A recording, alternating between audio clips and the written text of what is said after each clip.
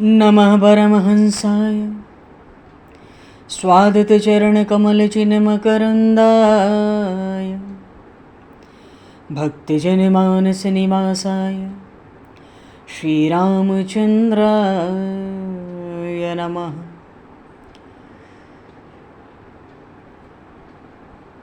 वंशीविभूषितकरान्नवनीरदाभात् पीताम्बरादरुणबिम्बफलाधरोष्ठात् पूर्णेन्दुसुन्दरमुखादरविन्दनेत्रात् कृष्णात् परं किमपि तत्त्वमहं न जाने। वागीशा यस्य वदने लक्ष्मीर्यस्य च वक्षसि यस्तास्ते हृदये संविततं नरसिंहम् अहं भजे। विश्वसर्गविसर्गादि नवलक्षणलक्षितं श्रीकृष्णाख्यं परमधाम जगद्धाम नमामि तत्।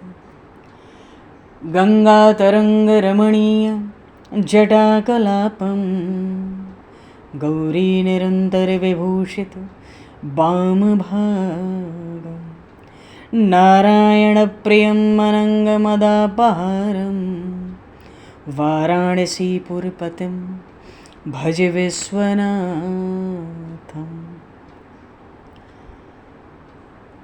प्रह्लादनारदपराशरपुण्डरीक व्यासेऽम्बरीशशुकशौनकभीष्मदालभान् रुक्माङ्गदेऽर्जुनवसिष्ठविभीषणादीन् एतानहं परं भागवतान् नमाम्यहम्। श्रीसीतानाथसमारम्भां श्रीरामानन्दार्यमध्यमाम् अस्मदाचार्यपर्यन्तां वन्दे गुरुपरम्पराम्। वाञ्छाकल्पतरुभ्यश्च कृपासिन्धुभ्य एव च पतितानां पावनेभ्यो वैष्णवेभ्यो नमो नमः। योगेन्द्राय नमस्तस्मै शुकाय ब्रह्मरूपिणे संसारसर्पदष्टमयो विष्णुरात्ममुच्यते। नारायणं नमस्कृत्य नरं चैव नरोत्तमं देवं सरस्वतं व्यासं ततो जयमुदीरये।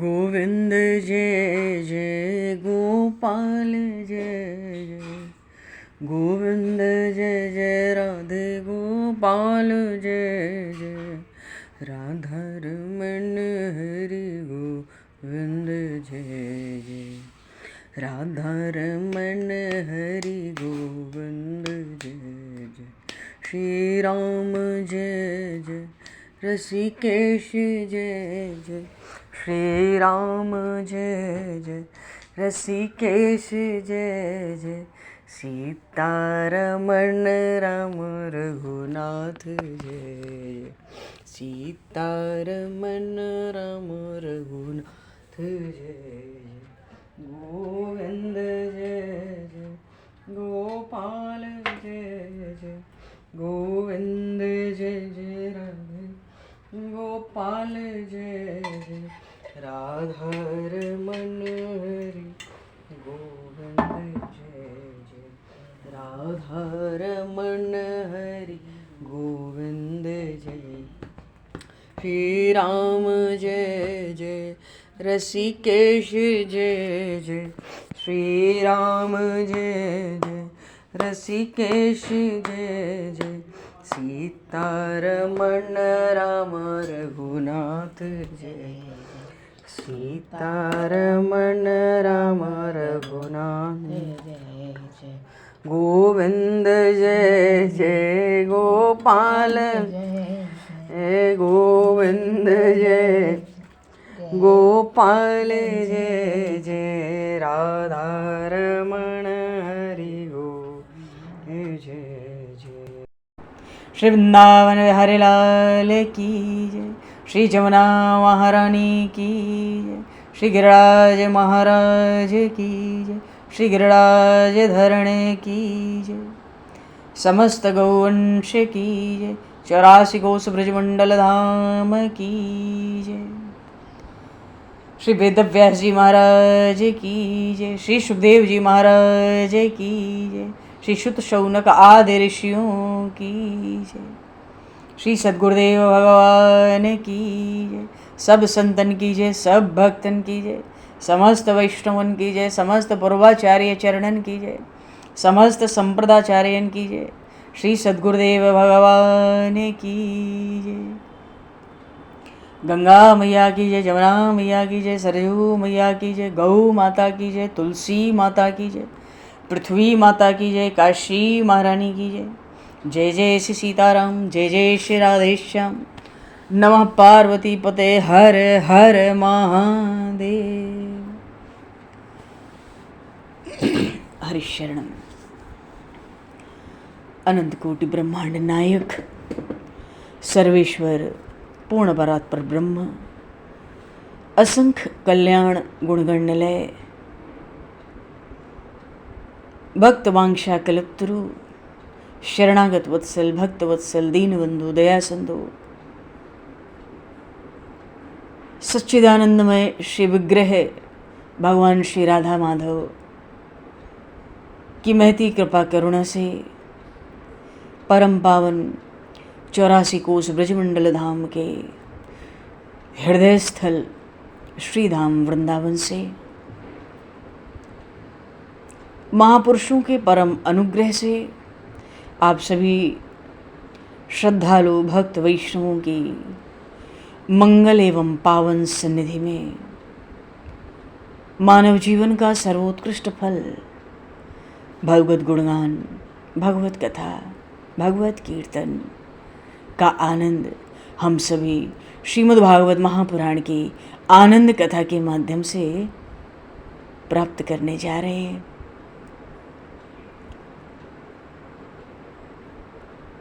सर्वप्रथम आप सभी भक्तजनों के श्री चरणों में भगवत भाव से सादर वंदन, सादर नमन। आप सभी को यथा योग्य जय सिया राम, जय जय श्री राधे, हरि शरणम। जय हो, जय जय श्री राधे, सभी को जय सिया राम, जय हो भगवान, जय हो श्री राधे, श्री राधे, जय जय जय जय। कासाय वस्त्रं मणिहारभूषितं सिंहासनस्थं श्रितभक्तव्यापितम् अनाथनाथं करवीरवासनं श्रीकृष्ण गोविंद शरणं प्रपद्ये। श्रीकृष्ण गोविंद मनसा स्मरामि। पूर्व प्रसंग में भगवान द्वारिकाधीश का विवाह श्री महालक्ष्मी रुक्मिणी महारानी के साथ संपन्न हुआ। आगे भगवान श्री कृष्ण के गृहस्थ आश्रम का कुछ सुंदर वर्णन है, पर थोड़े थोड़े में दिग्दर्शन करेंगे। इसके बाद शिशुपाल वध है और फिर सुदामा जी का चरित्र है।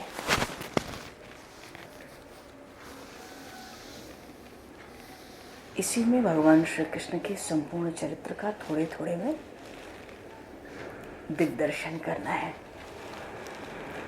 श्रीमद् भागवत के 10वें स्कंद के 55वें अध्याय में आया, कामस्तु वासुदेवांशो दग्धः प्राग रुद्रमन्युना देहोपपद्येत भूयस्तमेव प्रत्यपद्यत।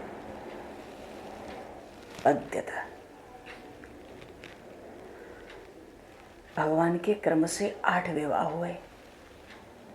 इनके पुत्र का नाम प्रद्युम्न लाल हुआ। उन्होंने शंबासुर का वध किया।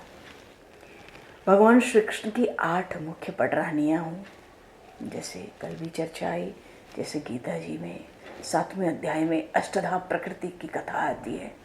पृथ्वी, जल, अग्नि, वायु, आकाश, मन, बुद्धि, अहंकार, इन्हीं अष्टधा प्रकृति के पति परमात्मा हो सकते हैं। यही अष्टधा अष्ट प्रकृति जो है 7वें अध्याय में गीता जी के, ये भगवान परमात्मा श्री कृष्ण की अष्ट पटरानियां हैं। भाव यह है, प्रकृति का अर्थ ही होता है स्वभाव। हमारे दुख का कारण हमारा स्वभाव है। पर कहते हैं स्वभाव सुधरता नहीं, पर कथा सुनने से थोड़ा स्वभाव सुधरता है, सुधरना चाहिए।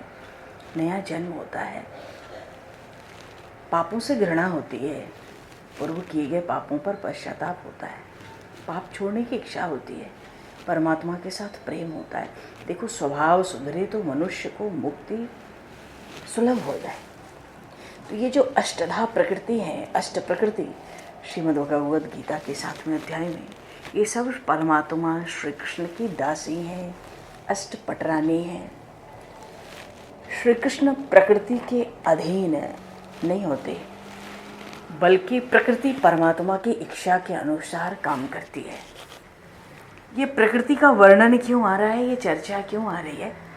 क्योंकि भगवान के गृहस्थ आश्रम की चर्चा आ रही है।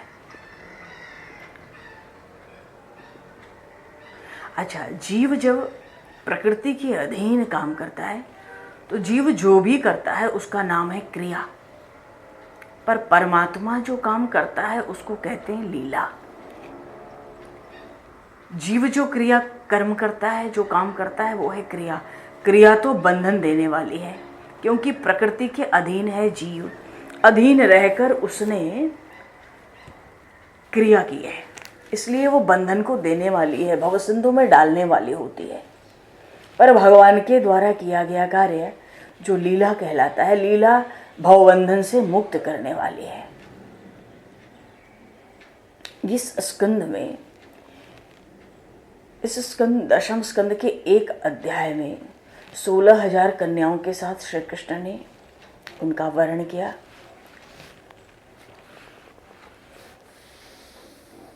जो सब अनाथा थी, जो बड़े विलासी भोगी राजाओं के द्वारा एक जगह बंद करके रखी गई थी।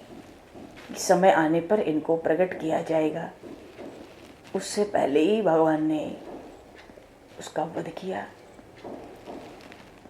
और उन सब ने भगवान की शरण ली। तो एक अध्याय में 16,000 कन्याओं के साथ श्री कृष्ण के ब्रह्म संबंध की बात आई। अच्छा, ये 16,000 राजकन्याएं कौन हैं? देखो, कथाएं हम सब जानते हैं, थोड़ा सार बात करेंगे। ये 16,000 राजकन्याएं कौन है? ये वेद के अभिमानी देवता हैं।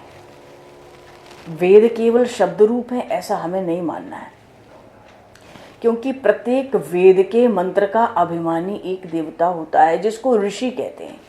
वो ऋषि होता है, वो छंद होता है। देव, ऋषि और छंद का ज्ञान होने पर ही वेद मंत्र सफल होता है। तो 16,000 राजकन्याएं, तो पूरे वेद में जितने अभिमानी देवता हैं वो 16,000 हैं। और एक एक मंत्र, वेद में जो श्लोक है इसको श्लोक नहीं मंत्र कहते हैं। तो उसके अभिमानी देवताओं को ऋषि कहते हैं, छंद होते हैं। तो जब देवता, ऋषि और छंद सबका ज्ञान हो तो वेद मंत्र सफल होता है।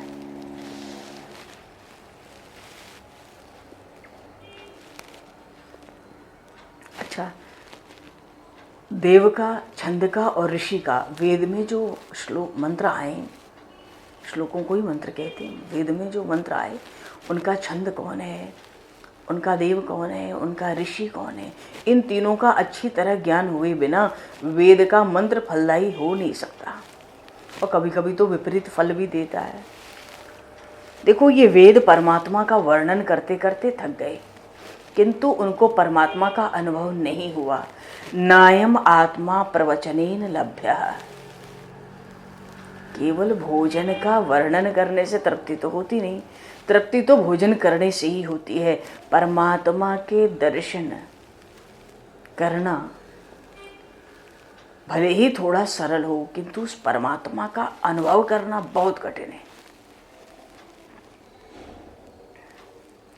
परमात्मा के दर्शन से बहुत लाभ नहीं है, पर परमात्मा के अनुभव से विलक्षण लाभ होता है। यदि राजमहल में कोई राजा बैठा हो तो उसको देखने से हमें क्या मिला? अरे राजा के साथ कुछ प्रीति होनी चाहिए। यदि राजा के साथ कुछ प्रीति होगी तो ही लाभ होगा। मंदिर में भगवान विराजमान है, उन्हें देखने से कोई लाभ नहीं होना है, उनके दर्शन से बहुत लाभ नहीं होना है। जब अनुभव होगा कि ये तो पत्थर की मूर्ति नहीं भगवान है, तब लाभ आरंभ हो जाता है। भाव यह है कि परमात्मा के दर्शन से भी उतना लाभ नहीं होता जितना उनसे प्रेम करके उनके अनुभव से लाभ होता है। किसी ने कहा कि इस धरती के अंदर सोना है, पर इतना जानने से कोई लाभ तो नहीं होता ना। इसके बाद गड्ढा खोदो तो सोना दिखाई दिया। उसी बीच सरकार को इसकी खबर पड़ी, सरकार के कर्मचारी आए, धरती का धन कहकर ले गए। अब हम जानते थे कि सोना है, गड्ढा भी हमने खोदा, सोना भी हमें दिखाई दिया, फिर भी हमें तो कुछ लाभ नहीं मिला। ऐसे ही धन भी दिखाई दे तो कोई लाभ नहीं है। अरे हमारे हाथ आवे तो लाभ है,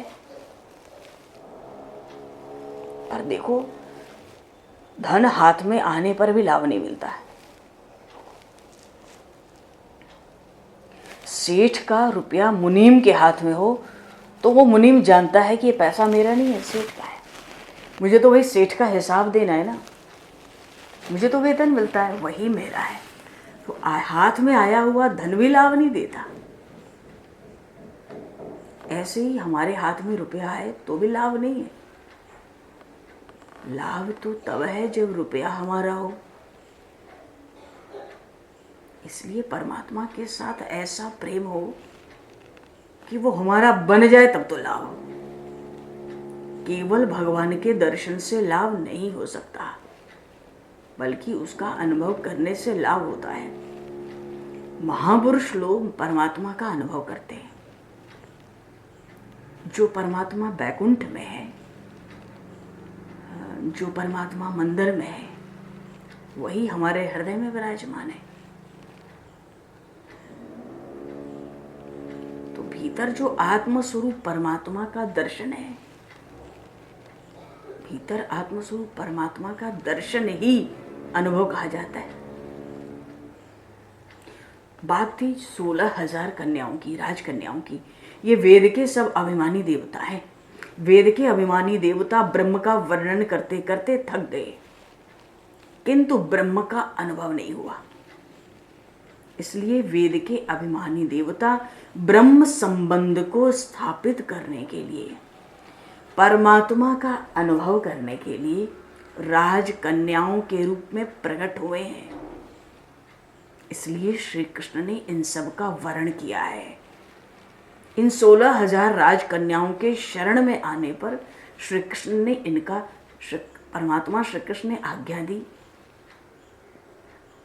सबको इनके घरों में भेज दो, जहां से ये उठाकर लाई गई है वहीं भेज दो।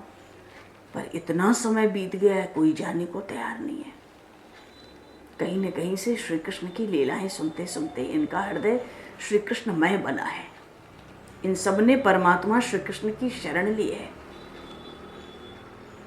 ये 16,000, देखो 16,008 108 विवाह परमात्मा श्री कृष्ण ने इस धराधाम पर किए। तो 8 विवाह तो अष्टधा प्रकृति है गीता की, पृथ्वी जल अग्नि वायु आकाश मन बुद्धि अहंकार। और इसके अलावा जो 16,000 राजकन्याएं हैं, ये सब वेद के अभिमानी देवता हैं, जो ब्रह्म का, परमात्मा का वर्णन करते करते थक गए। तभी तो नेति नेति कहते हैं, न इति न इति। लेकिन इतना करके भी, वर्णन करके थक गए, हार गए, पर ब्रह्म का अनुभव नहीं हुआ। कहा ना, परमात्मा के दर्शन से उतना लाभ नहीं होता जितना अनुभव से लाभ होता है। वो अनुभव वेदों को नहीं हुआ, ब्रह्म का इतना वर्णन करके भी। इसलिए वेद के ये अभिमानी देवता जो 16,000 हैं संख्या में, ब्रह्म संबंध अपना स्थापित करने के लिए परमात्मा का, ब्रह्म का अनुभव करने के लिए, जिस ब्रह्म का वर्णन करते करते थक गए और ब्रह्म का अनुभव नहीं हुआ, उस ब्रह्म का अनुभव करने के लिए उसी ब्रह्म से संबंध स्थापित किया। और यही वेद के अभिमानी देवता जो संख्या में 16,000 हैं, वही राजकन्याओं के रूप में प्रकट हुए। इसलिए श्री कृष्ण ने इनका वर्ण किया है।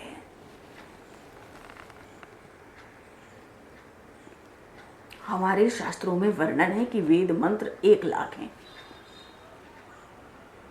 उसमें से 4,000 मंत्र तो ज्ञान कांड के हैं, पर 16,000 मंत्र भक्ति उपासना कांड के हैं।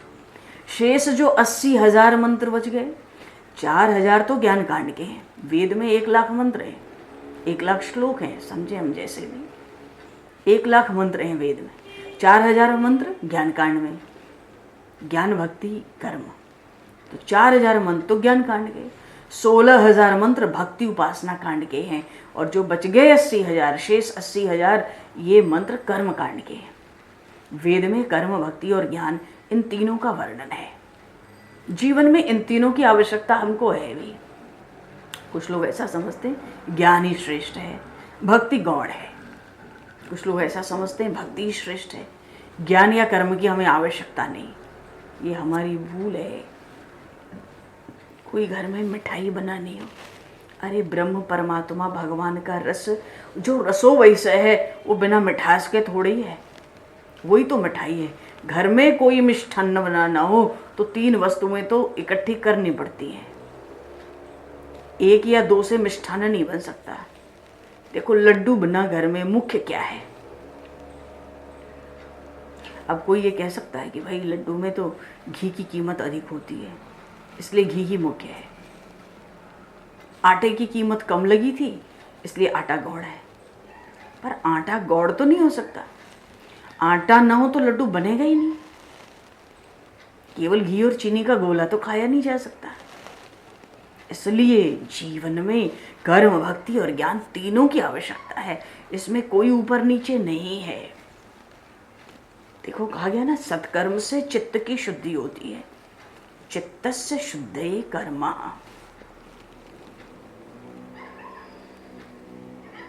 जैसे बर्तन पर जंग चढ़ जाती है, ऐसे ही मन पर, हमारे मनों पर अनेक जन्मों का जंग चढ़ा हुआ है।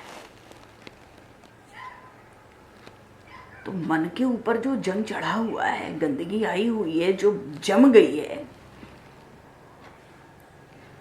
उसको साफ करने के लिए मन को किसी भी सत्कर्म में पिरोना है। मन को किसी भी सत्कर्म में बिल्कुल लगा देना है। सत्कर्म से कभी संतोष करना ही नहीं है। एक सत्कर्म पूरा होता है, दूसरा शुरू। जब बड़ी थकावट हो तब थोड़ा आराम कर सकते हैं। बहुत ध्यान से, सावधानी से श्रवण करने का प्रसंग है। चरित्र तो हमने खूब सुने हैं, खूब गा लेते हैं। श्री कृष्ण के 16,108 विवाह हुए, उसमें ब्रजांगनाएं नहीं है, ब्रज की कोई स्त्री नहीं है, तो 16,108। चलो अभी आगे भी वर्णन आएंगे। ये परमात्मा श्री कृष्ण के गृहस्थ आश्रम की चर्चा चल रही है। जब तक अतिशय थकावट न हो जाए तब तक सत्कर्म चालू रखना है। भक्ति करने से मन एकाग्र होता है, चित्त की शुद्धि सत्कर्म से होती है, इसलिए उसका कर्म रुके ना, और भक्ति से मन एकाग्र होता है। अब प्रश्न है कि भैया भक्ति किस प्रकार की जाती है? महापुरुषों का इस विषय में क्या विचार है? भगवान के स्वरूप में, भगवान के नाम में मन को एकाग्र करना, मन को भगवान के चरणों में स्थिर करना। तो भगवान के नाम को मन में एकाग्र करना, मन को भगवान के चरणों में स्थिर करना। जब नाम से मन एकाग्र हो जाए, स्थिर हो जाए, तो उस स्थिर मन को भगवान के चरणों में स्थिर करना, इसी का नाम भक्ति है। अच्छा, ज्ञान की बात करें तो ज्ञान से भगवान ज्ञान से परमात्मा का जो व्यापक स्वरूप है उसका अनुभव होता है कि कण कण में परमात्मा है। पर भक्ति में तो नाम लेते लेते मन एकाग्र हुआ, उस मन को भगवान के चरणों में स्थिर किया। जीवन में तीनों की आवश्यकता है ही। कुछ लोग कहते हैं गीता जी में कर्मयोग मुख्य है, कुछ लोग ज्ञान योग मुख्य बताते हैं, कुछ लोग भक्ति योग को प्रधान मानते हैं। इन तीनों में कोई गौड़ नहीं है। गीता जी के पहले 6 अध्याय में कर्मयोग है, 7वें अध्याय से 12वें अध्याय तक भक्ति योग है, 13वें से 18वें अध्याय तक ज्ञान योग है। तीनों ही मुख्य है, इसमें कोई कम नहीं है। अच्छा देखो, वेदों में, जबकि वेदों में कर्म कांड के 80,000 मंत्र हैं, भक्ति कांड के 16,000 मंत्र हैं, ज्ञान कांड के मात्र 4,000 मंत्र हैं, तो ज्ञान कांड तो बहुत कम है। विरक्त साधु सन्यासी महात्मा ही ज्ञान कांड पर विचार करते हैं। अच्छा, वेद की समाप्ति कहाँ है? उपनिषद में होती है। बहुत सावधानी से श्रवण करो। हम लोग परमात्मा श्री कृष्ण के गृहस्थ आश्रम में ही घूम रहे हैं। ये ब्रह्म है, सच्चिदानंद घन ब्रह्म, तो इनका गृहस्थ, इनका परिवार भी यही होगा ना, प्रकृति से मिला जुला। सब इन्हीं की तो रचना है। वेद की समाप्ति उपनिषद में होती है, और उपनिषद कब आता है? आरण्यक में आता है। इसलिए वेद के 3 भाग हो गए, संहिता, ब्राह्मण, आरण्यक। संहिता मंत्र पर है, और उस मंत्र का उपयोग यज्ञ में कैसे करना चाहिए इसका वर्णन ब्राह्मण ग्रंथ में। तीसरा भाग है आरण्यक। ऋषि मुनि अरण्य में रह के, अरण्य कहते हैं जंगल को, ऋषि मुनि अरण्य में रह के कंदमूल फल खाकर जिस ज्ञान तत्व पर विचार करते उसको आरण्यक कहते। अब बंगले में रह के विलासी जीवन गुजार रहे हैं तो उपनिषद पढ़ना उचित नहीं है। ज्ञान की बात करें तो ज्ञान तो भाई एक पारा है। ज्ञान क्या है? पारा है। जो वैराग्य के पात्र के बिना टिक ही नहीं सकता। ज्ञान का दूसरा आधार ही नहीं है। खूब दृढ़ ज्ञान हो, दृढ़ वैराग्य हो, दृढ़तर हो, तीव्रतम वैराग्य हो, वही ज्ञान टिकेगा। ज्ञान और कहीं टिकेगा नहीं। इसलिए साधारण मनुष्य को ज्ञान का अधिकार नहीं है। तो अरण्य में, वन में जाकर ऋषि मुनि वहां रह के कंदमूल फल खाकर ज्ञान तत्व पर विचार करते हैं, वही आरण्य है। सुखदेव जी महाराज वर्णन करते हैं, परीक्षित जी से कहते हैं, वेद में भक्ति योग के मंत्र 16,000 हैं। तो 16,000 वेद मंत्रों के अभिमानी देवता परमात्मा के साथ एकाकार होने के लिए, ब्रह्म का अनुभव करने के लिए वे ही राजकन्याओं के स्वरूप में प्रकट हुए हैं। इन राजकन्याओं किसके पास हैं? ये कैद में पड़ी हुई राजकन्याएं भौमासुर के पास। इन राजकन्याओं को भौमासुर ने बंदी बना लिया था। बहुत बड़ा राजा था ये, भगवान शिव का बहुत बड़ा भक्त भी है। अच्छा, भौमासुर शब्द पर थोड़ा विचार करें। भौम का अर्थ तो शरीर होता है,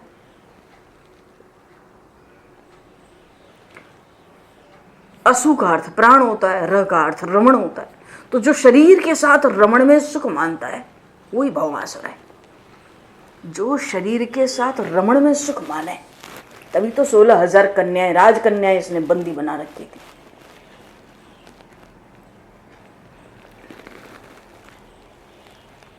जो शरीर के साथ रमण में सुख माने वो भौमासुर है। उसकी नीयत अच्छी नहीं है, वो राजकन्याओं को कैद में रखता है। बात यह है कि 16,000 राजकन्याओं की तरह ये वेद मंत्र विलासी के हाथ में आ जाएं तो वे लोग उसका अर्थ अपनी वासना के अनुसार करते हैं। वेदों को भोग पसंद नहीं है। आप चिंतन करें क्या कहा जा रहा है। बहुत सावधानी से, थोड़ा सा दिमाग लग सकता है, कोई बात नहीं, प्रभु ने दिया है। वेदों का भोग, वेदों को भोग तो पसंद नहीं। वेद का तात्पर्य है त्याग। वेद का तात्पर्य तो त्याग में छिपा है। तो वेद कैसे हुए? निवृत्ति निष्ठ हुए, उसमें त्याग की महिमा है। इसलिए वेदों में संसार सुख भोगने की आज्ञा दी तो गई है। ऋतौ भार्या उपेयात, बहुत बड़ी बात कही है वेदों ने। देखो, वेद भगवान जानते हैं कि जीव इस संसार को एकदम नहीं छोड़ सकता, इसलिए वेदों ने जीव से कहा है कि धर्म की मर्यादा में रहकर सुख भोगना चाहिए। लेकिन वेदों का तात्पर्य भोग में नहीं है, वेदों का तात्पर्य त्याग में है। वेदों का इष्ट है निवृत्ति, त्याग ही इष्ट है।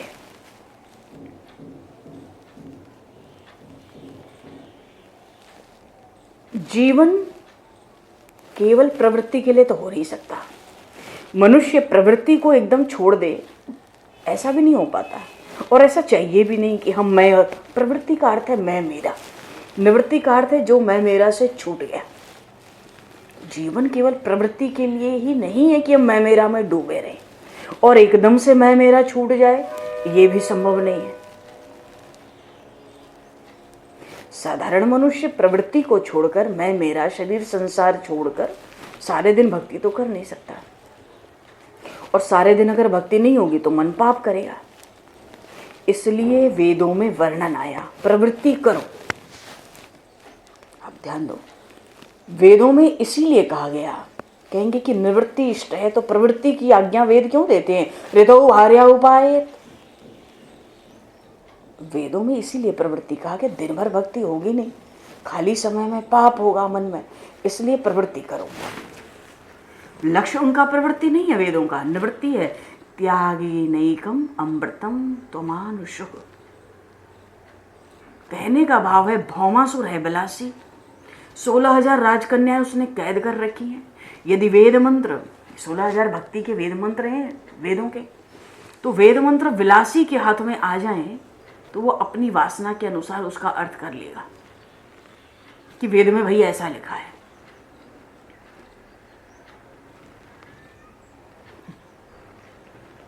कोई कहता है आप भले न मानो, कुछ भी हो, लेकिन गीता जी में भगवान ने अर्जुन को समझाया कि तू मजा कर। बहुत बड़े बड़े लोग आते हैं, बड़ी बढ़िया बढ़िया बात रखते हैं कभी कभी, तो आप भले न मानो जी। गीता जी में तो भगवान ने अर्जुन जी से यही कहा, अर्जुन को समझाते हैं भाई तू मजा कर, जो जैसा होता है वैसी व्याख्या बना लेता है। तो भाई अपने को भी लगेगा, कह सकते हैं कि भाई गीता जी का पाठ तो हम भी थोड़ा बहुत करते हैं, पर उसमें ऐसा कोई श्लोक मिला तो नहीं जिसमें ये लिखा हो कि भगवान अर्जुन को कहते भाई तू मजा कर। सामने वाला कहते आप जानते नहीं, मैं बताता हूं। अच्छा भाई बढ़िया बात है, बता। भगवान ने कहा है सिद्धि भक्ति कर मजा, यानी तू मजा कर तो तुझे सिद्धि मिलेगी। देखो ये बात क्यों कही जा रही है, जो विलासी लोग हैं ना उनके तो बिना बोले ही पता पड़ जाती है किसकी वृत्ति कैसी है, बोलने की जरूरत ही नहीं पड़ती किसी को, फिर भी बोलेंगे, बोलने आए हैं बोलेंगे। तो विलासी लोग अपनी वासना के अनुसार उल्टा ही अर्थ निकालते हैं। राजकन्या स्वरूप इन वेद मंत्रों के अभिमानी देवता भौमासुर के अधिकार में आ गए हैं। भौमासुर की नियत बिगड़ गई है, वो राजकन्याओं को कैद में रखता है। भगवान श्री कृष्ण वहां पहुंचे। भागवत में ये प्रसंग है, भगवान परमात्मा, इस पर इतना जोर क्यों दिया जा रहा है? कल भगवान श्री कृष्ण महालक्ष्मी श्री रुक्मिणी जी का विवाह संपन्न हुआ। इसके बाद भगवान के इस गृहस्थ आश्रम में 16,108 विवाह के प्रसंग हैं संक्षेप में। पर चलो, ये भौमासुर की जब नीयत बिगड़ी, इसने राजकन्याओं को कैद में रखा।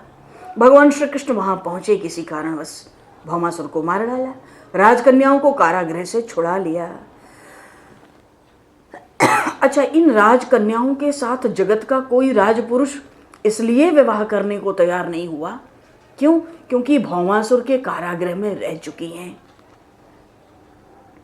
तो सब इनको ग्रहण करने से इनकार करते हैं। इनकार ही नहीं करते हैं, सब इनका परमात्मा श्री कृष्ण के सामने भी तिरस्कार करते हैं। पर भगवान तो भगवान है।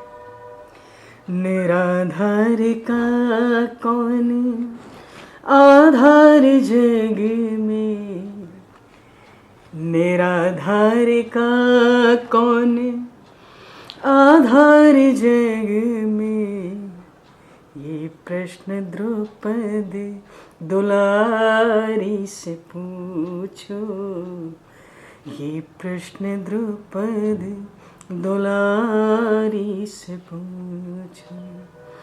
निराधार का कौन आधार जग में। भगवान तो निराधार के आधार हैं।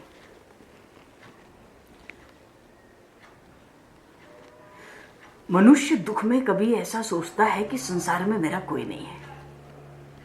उस समय भगवान को यह बात बड़ी बुरी लगती है। क्यों? भगवान सबके हैं, वे 24 घंटे हमें देखते हैं। कुछ लोग 2-3 बार मंदिर गए, दर्शन किए, लगता है खूब भक्ति करते हैं। मंदिर में 4 बार दर्शन करने जाते हैं। भगवान कहते हैं तुझे खबर नहीं है, तू तो 4 बार दर्शन करने आता है, किंतु मैं तो 24 घंटे तेरा दर्शन करता हूं। अजी, वो परमात्मा सर्वकाल सबको देखता है, इसलिए भगवान सबके हैं। इसलिए भगवान सबके हैं। हम ऐसा न माने कि हमारा कोई नहीं। भगवान हमारे हैं, वो हमको देखते हैं, फिर भी हम जीव परमात्मा को नहीं देख पाते। तो ये 16,000 राजकन्याएं निराधार हो गई हैं और परमात्मा श्री कृष्ण की शरण आई हैं। उनको कोई स्वीकार करने को पृथ्वी पर तैयार नहीं है। बड़े लंबे समय तक भौमासुर के कारागृह में रही हैं। परमात्मा ने निश्चय किया है, प्रभु ने निश्चय किया है कि इन राजकन्याओं के साथ विवाह करूंगा। क्यों? वे बेचारी अपना जीवन कैसे व्यतीत करेंगी? ये बहुत ही दुखी हो गई हैं। भगवान ने विचार किया है कि रामावतार में मुझे ऐसी इच्छा हुई कि अयोध्या की प्रजा मेरे लिए क्या कहती है, इसका पता लगाने के लिए मैंने अपने सेवकों को रात्रि में अयोध्या भेजा, नगर के भीतर। तो एक सेवक आकर कहता है, परमात्मा स्वयं से इस प्रसंग को याद कर रहे हैं कि श्री सीता जी के लिए कुछ अनाप शनाप कहते हैं। भगवान को याद आया, ऐसी कुछ एक बातें सुनकर मुझे उनका त्याग करना पड़ा। इस कारण भगवान से सीताराम दुखी हुए। बात भगवान ने ये आदर्श यहाँ प्रभु ये कहना चाहते हैं, जो ये सोचता है कि लोग मुझे क्या कहते हैं, उसका मन अशांत हो जाता है। यदि हमारे लिए लोग अच्छा कहें तो सुनने की बिल्कुल आवश्यकता नहीं है। जहां हमारी प्रशंसा होती हो वहां एक क्षण बैठने की आवश्यकता है नहीं। क्यों? प्रशंसा सुनने से अभिमान बढ़ता है। अपनी निंदा भी नहीं सुननी है। क्यों? लोगों के निंदा करने से हमारा कोई नुकसान नहीं है, लोगों के हमारी प्रशंसा करने से हमारा कोई लाभ नहीं है। अजी, जगत तो खराब है, इसमें कोई निंदा करे या प्रशंसा करे, दोनों ही खराब है। क्यों? मन अशांत होता है। तो मन को अगर शांत रखना है, हमें भगवान ने आदर्श रखा, यदि मन को शांत रखना है, इसकी परवाह मत कर लोग तेरे लिए क्या कहते हैं। भगवान श्री कृष्ण ने कृष्णावतार में, उन परमात्मा ने, उन प्रभु ने निश्चय किया, लोग चाहे कुछ भी कहें। जब एक जानकी थी तब भी लोगों ने नहीं छोड़ा, मैं मर्यादा पुरुषोत्तम होकर आया। तो लोग चाहे जो करें, प्रभु निश्चित करते हैं इस कृष्णावतार में, किंतु मुझे तो जो उचित लगेगा ना वही करूंगा। यदि इन 16,000 राजकन्याओं के साथ इनका वर्णन न करूं तो कुछ लोग मेरी भी निंदा करेंगे कि इनको कोई राजपुरुष स्वीकार करने को तैयार नहीं है। भौमासुर को मार डाला, जो मारा उसका राज्य है। किसी को इन राजकन्याओं का दान करो, कोई लेने को तैयार नहीं है। भौमासुर के कैद में बहुत समय से पड़ी हैं। तो भगवान श्री कृष्ण समझते हैं अगर मैं इनको स्वीकार नहीं करूंगा तो भी लोग मेरी निंदा करेंगे, और स्वीकार करूंगा तो भी लोग निंदा करेंगे। आनंद तो वो मनाएंगे जिनको भगवान की लीलाओं में रस आता है, जो उनके रहस्यों को कुछ एक अंश में समझ पाते हैं। भगवान शिव ने माता पार्वती से कहा, उमा राम गुण गूढ़ पंडित मुनि पावहि बिरती, पावे मोह विमूढ़ जे हरि विमुख न धर्म रथ। जो भगवान से विमुख हैं, जिनमें भक्ति नहीं है, जिनके पास धर्म नहीं है, भगवान की लीलाओं को देखकर सुन के समझकर उनके अंदर मोह छा जाता है, पागलों सी बातें करते हैं। पर उमा राम गुण गुण पंडित मुनि पावहि बिरती, जो विद्वान है, पंडित है, ज्ञानी है, भक्त है, रसिक है, संत है, भक्त है, महात्मा है, महापुरुष है, वो तो भगवान के चरित्रों को, बड़े गूढ़ रहस्य वाले भगवान के चरित्र होते हैं, उनको सुन सुनकर आनंदित होते हैं। उस आनंद का फल उनको क्या मिलता है? उनके भीतर वैराग्य रस बढ़ता है। वैराग्य रस रसिको, वैराग्य का रस बढ़ जाता है। इसलिए भगवान शिव मां पार्वती से कहते हैं, उमा राम गुण गूढ़। उन प्रभु श्री राम के चरित्र लीला कथाएं बड़े रहस्यमय है। पंडित मुनि पावहि विरति, विरति कहते हैं वैराग्य को। और जो माया में पड़े हैं, मैं मेरा में, जिनको वही अच्छा लगता है, पावहि मोह विमूढ़, उनको उल्टा दुख ही होता है, अज्ञान ही बढ़ता है, मूर्ख हैं वो। जे हरि विमुख न धर्म रथ। इसलिए भगवान ने, प्रभु ने कृष्णावतार में निश्चित किया कि लोग चाहे कुछ भी कहें, मुझे जो उचित लगेगा वही करना है। इन 16,000 राजकन्याओं के साथ विवाह करूं तो कुछ लोग मेरी भी निंदा करेंगे। वे भले ही निंदा करें, ये 16,000 राजकन्याएं बेचारी किस प्रकार अपना जीवन निर्वाह करेंगी। श्री कृष्ण महायोगेश्वर, ब्रज की लीलाओं में तो परमानंद का दान हो रहा था, प्रेम बरस रहा था कण कण से ब्रज के। पर यहाँ भगवान की लीलाओं में बड़े बड़े रहस्य छिपे हैं। तो कथाएं तो हमने सुनी है, थोड़ा थोड़ा भीतर प्रवेश करके चर्चा करेंगे, चिंतन करेंगे भगवान की लीलाओं का। श्री कृष्ण महायोगेश्वर हैं, उन्होंने 16,000 मंडप खड़े कर दिए। कौन सी बड़ी बात है? 16,000 राजमहल तैयार कर दिए। क्षण महि सब ही मिले भगवाना, उमा मरम यह काहू न जाना। अरे वो तो कण कण में ब्रह्म सच्चिदानंद घन व्याप्त है, उसको कहीं भी किसी भी रूप में प्रकट होने में क्या देर लगती है? संकल्प से ब्रह्मांडों की सृष्टि होती है। 16,000 मंडप खड़े किए, 16,000 राजमहल अलग अलग तैयार किए, और श्री कृष्ण के 16,000 स्वरूप भी प्रकट कर दिए।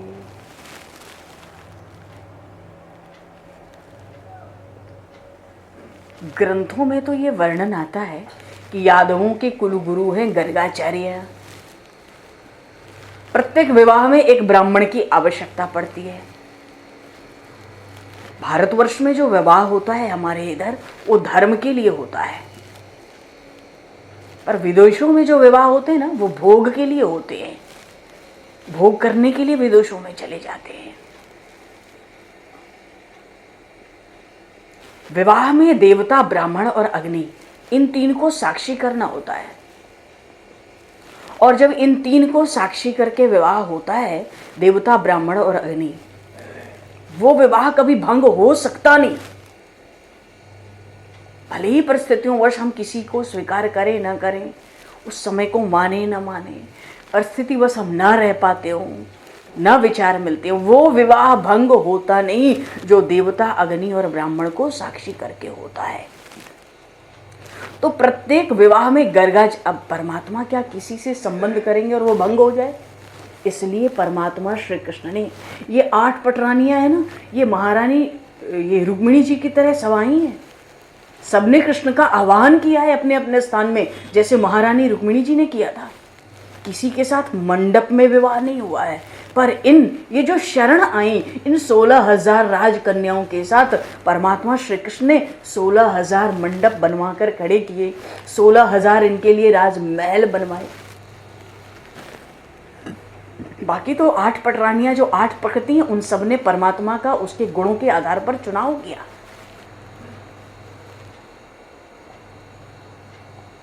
कहीं कोई शर्त, कहीं कोई बात, कहीं कोई प्रस्ताव, हर जगह परमात्मा श्री कृष्ण गए हैं। और यहाँ ये 16,000 शरण आई हैं भौमासुर को मारने के बाद, इसलिए इनसे विधिवत विवाह किया है प्रभु ने, देवता ब्राह्मण अग्नि को साक्षी करके। वो विवाह फिर भंग नहीं होता, इसलिए भगवान ने ऐसा विवाह किया है। तो प्रत्येक विवाह में गर्गाचार्य की, पुरोहित महाराज की आवश्यकता हुई। बिना पुरोहित महाराज के विवाह होगा कैसे? अब प्रभु ने तो ऐसी लीला की कि 16,000 स्वरूप प्रकट कर लिए, भाई उसमें कोई आश्चर्य नहीं। 16,000 अलग अलग राजमहल, 16,000 मंडप, इतने ही नहीं 16,000 गर्गाचार्यों की भी प्रभु ने रचना की। बोलिए महायोगेश्वर परमात्मा श्री कृष्णचंद्र महाराज की जय। ये बात है, 16,000 एक ही ब्राह्मण गर्गाचार्य, उनके कुल पुरोहित, ये भी 16,000 तैयार हुए। प्रत्येक जितने मंडप है ना, प्रत्येक मंडप में गर्गाचार्य जी बैठे।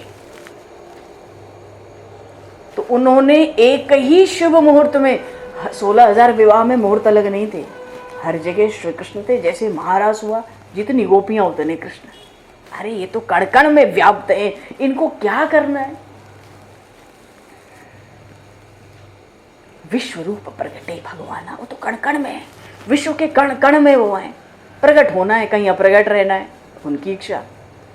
16,000 गर्गाचार्य बन गए, हर मंडप में बैठ गए विवाह कराने, और एक ही मुहूर्त में 16,000 राजकन्याओं से विधि पूर्वक विवाह हुआ है। इस प्रकार परमात्मा श्री कृष्ण 16,000 रानियों के स्वामी बने हैं। बोलिए श्री शरणागत वत्सल भगवान की जय। प्रेम से बोलो एक बार, जय तो बोलो। क्या शरण ली है इन 16,000 राजकन्याओं ने? उन शरणागत वत्सल भगवान ने सबको शरण दी है, विधि पूर्वक दी है। क्यों? शरण तो भक्तों को देते हैं तो इतना विधि पूर्वक विवाह नहीं करते। अरे परमात्मा श्री कृष्ण ने कृष्णा अवतार लिया है, निराकार आनंद ही नराकार आनंद श्री कृष्ण के रूप में प्रकट हुआ है। जब रूप में प्रकट हुआ है तो हर चीज का आदर्श स्थापित करते चलते हैं। चलो स्वामी सबके बन गए। अच्छा, श्री कृष्ण सबको प्रसन्न रखते हैं। वो इस बात का अधिक ध्यान रखते हैं कि घर के लोग दुखी ना हो, सब आनंद में रहें। प्रभु श्री राम के लिए भी अयोध्या में ये आरंभ में ही बात आई, बालकांड में, जही विधि सुखी हो ही पुर लोगा, है नहीं? करहि कृपा निधि सोई संजोगा। प्रभु श्री राम वही संयोग बनाते हैं, वही संयोग करते हैं जिससे सब पुरवासी परिजनवासी प्रसन्न हो। ऐसे ही प्रभु श्री कृष्ण भी ध्यान रखते हैं कि घर में कोई दुखी ना हो, सब आनंद में रहें।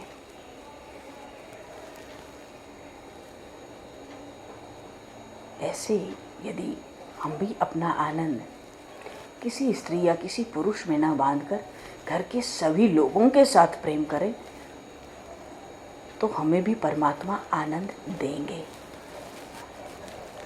क्योंकि आनंद किसी स्त्री या किसी पुरुष के पास तो होता नहीं।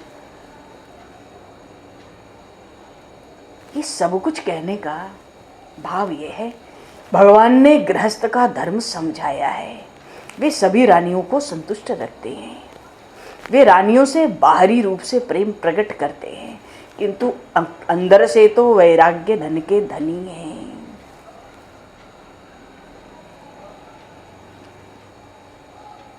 मानो प्रभु ये बताते हैं अपने गृहस्थ आश्रम के माध्यम से, तुम लोग भी लोगों के साथ, घर के लोगों के साथ बाहर से प्रेम दिखाना। अब कोई कहेगा क्या सिखा रहे हो कथा में? प्रभु श्री कृष्ण, प्रभु श्री राम अपने अवतार काल में ये परमात्मा हमें आदर्श दे रहे हैं।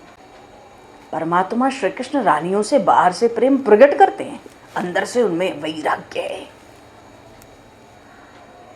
ऐसे ही घर के लोगों के साथ बाहर से प्रेम दिखाना चाहिए और सुधार कर लिया, करना चाहिए नहीं, बाहर से प्रेम दिखाना चाहिए और अंदर से ईश्वर के साथ प्रेम करना चाहिए। क्यों? कोई भी मनुष्य अंदर से प्रेम करने योग्य नहीं है, तो किससे प्रेम करें? परमात्मा से। अभी तो आपने कहा कि श्री कृष्ण में वैराग्य है, जो वैराग्य से परिपूर्ण है उससे प्रेम करें। श्री कृष्ण में वैराग्य परिपूर्ण है, वो सबको संतुष्ट रखते हैं, पर किसी भी रानी में आसक्त नहीं है। मानो गृहस्थ आश्रम में यह आदर्श रखते हैं कि पति पत्नी शुद्ध भाव से प्रेम करें, किंतु शरीर में आसक्त ना हो। क्यों? शरीर मलमूत्र से भरा हुआ है, शरीर अधिक प्रेम करने लायक है ही नहीं। प्रेम करना है तो आत्मदृष्टि से, देह दृष्टि से नहीं, आत्मदृष्टि से। यदि देह दृष्टि से प्रेम करने जाएं तो निश्चित पति पत्नी का भी पतन होगा। परमात्मा श्री कृष्ण 16,000 रानियों के पति हो गए हैं और सभी को संतुष्ट रखते हैं। घर में जरा भी झगड़ा नहीं है। अरे 2-4 स्त्रियां इकट्ठी हो जाएं तो झगड़ा शुरू। पर परमात्मा उन भगवान के घर में 16,000 रानियां होने पर भी उनको ऐसा लगता है कि इन प्रभु, इन श्री कृष्ण का विशेष प्रेम मुझ पर ही है, इनका सबसे विशेष प्रेम मुझ पर है। प्रभु ने यहाँ पर गृहस्थ धर्म का गृहस्थ धर्म का आदर्श उपस्थित किया है। मानो प्रभु कहना चाहते गृहस्थ आश्रम भक्ति में बाधक नहीं है। कैसे? पति पत्नी का पवित्र संबंध संसार सागर से तरने के लिए ये हम सिद्धांत बना लें। बात सुनने में अच्छी नहीं लगती, पर शास्त्रों की मर्यादा तो यही कह रही है। बाकी घर घर की बात तो सब लोग कर ही रहे हैं, पर जो शास्त्र की मर्यादा कह रही है वो चर्चा कथा में, सत्संग में होनी चाहिए। गोकुल में परमानंद का दान किया है।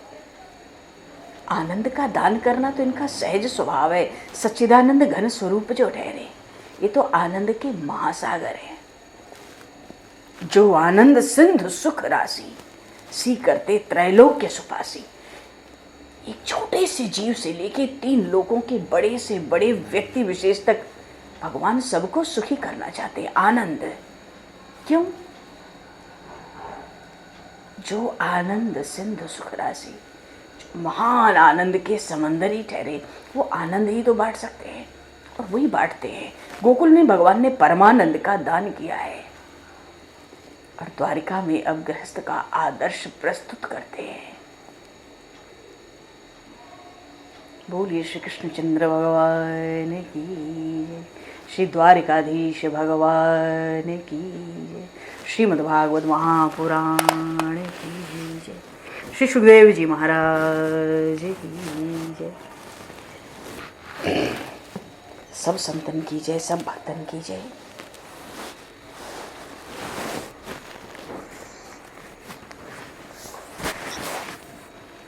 सद्गुरुदेव भगवान की जय।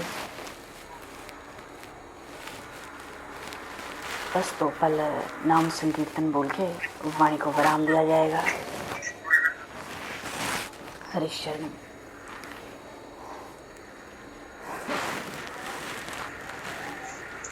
गोविंद बोलो, हरि गोपाल बोलो,